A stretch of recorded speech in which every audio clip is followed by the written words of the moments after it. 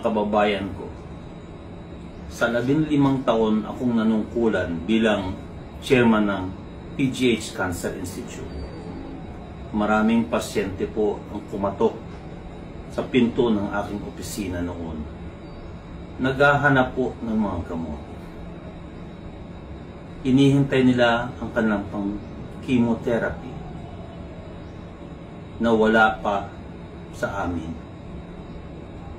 Ang naisagot ko po sa kanila ay pasensya na po, wala pa po tayong gamot, wala po tayong budget para sa inyong mga gamot. Naghihintay po tayo. Wala po kaming magagawa, mahirap po tayo na bansa. Sa mga pangyayari po ngayon sa ating lipunan, lahat ng nakikita natin, mali po pala ang aking mga sinabi noon. Hindi po pala wala tayong pera bilang bansa. Mayroon po tayong pera, nasa bulsa po ng mga taong walang konsyensya.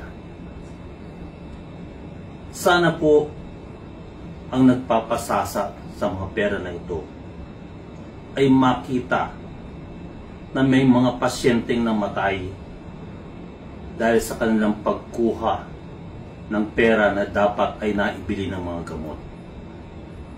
Hustisya ang isinisigaw ng bayan. Ang mga malamig na tiyan at malamig na mga paa na nakababad sa baha ng mga taong nakatira sa lansangan, sila po ang mga sumisigaw ng hustisya, katarungan. Iyan pa ang kapalit ng pagbili ng mga kotse na mamahalin, ang pagkain sa mga mamahaling hotel, ang pagtapo ng pera sa mga kasino. Dapat po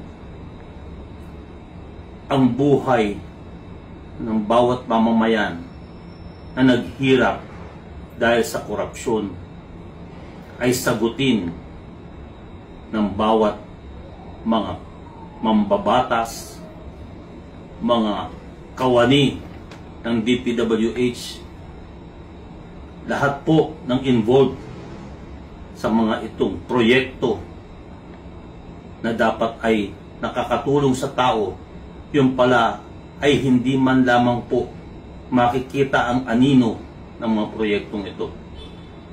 Ito po ang inyong kasalanang malaki sa ating bayan. Sana po ay makonsyensya po kayo lahat. Sigaw ng bayan, katarungan, hustisya para sa mga taong kinitil ng korupsyon ng mga taong ito. Maraming salamat po.